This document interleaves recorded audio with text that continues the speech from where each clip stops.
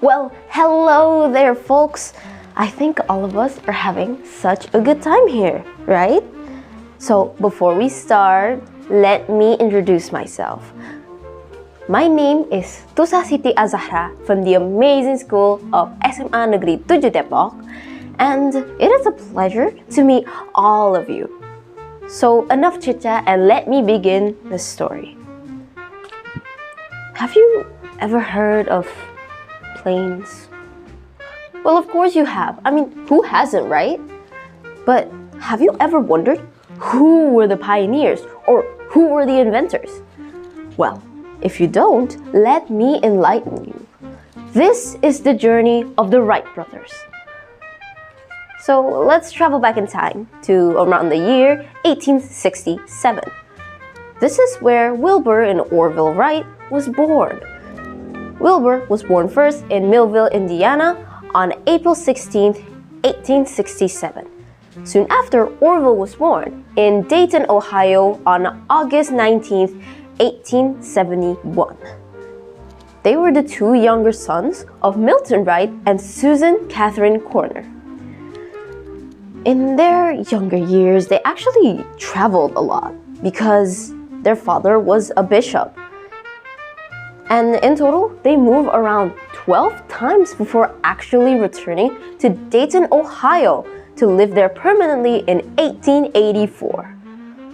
They went to a normal elementary school.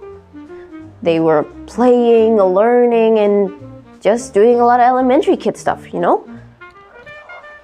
But one day, a very special day in 1878, their father came home from work and actually brought a toy for his two younger sons. And it was a toy helicopter. Helicopters were new at the time, so the brothers looked intrigued, interested, inspired. They thought to themselves and asked their father, how does it work? Or how does it even fly? When they got older, they actually dropped out of high school to pursue a printing business together.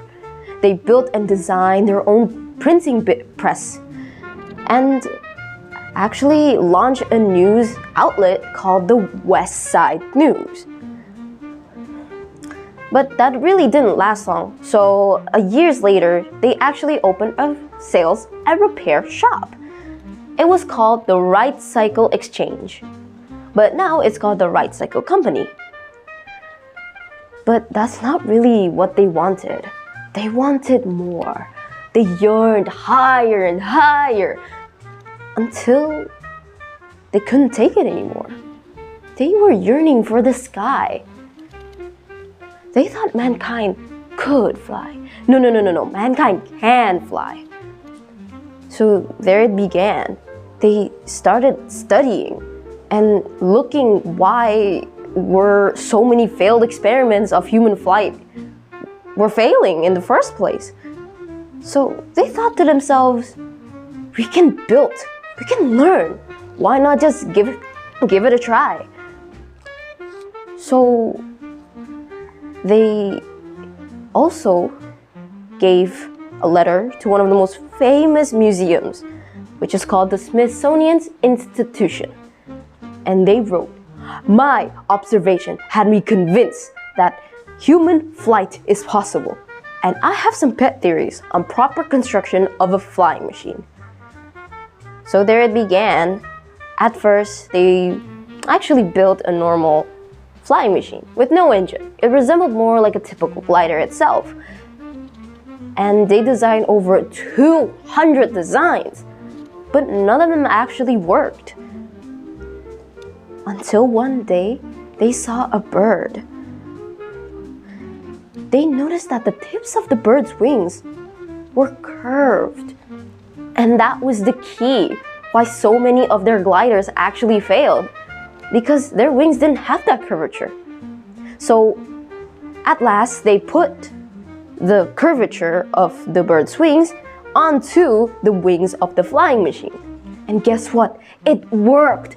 They were ecstatic, overjoyed, and just so happy that their work over the years had finally paid off. And the last thing they needed to do is to actually put a real engine on that flying machine. So on December 17th, 1903, in Kitty Hawk, North Carolina, they made the first flight with the Wright Flyer.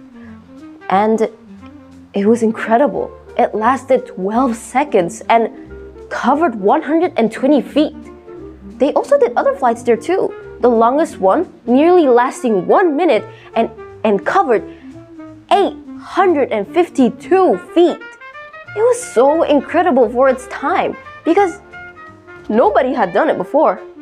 They were the first and they felt proud. It was so famous and amazing, it made it to the daily headlines. And it was called the first powered flight. Alright then, wasn't that just amazing? I hope all of you were inspired because I was too. And we can take so many great things from the Wright brothers, like their perseverance, innovations, creativity, and just everything. But what made it so special is the fact that we're ordinary people just like us.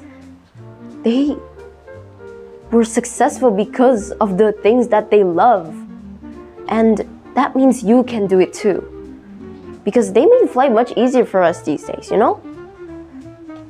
So I think that's enough because I talk too much sometimes. So thank you all for listening, and I hope you all enjoyed my performance. And I can't say enough, but I'll see you next time. Goodbye!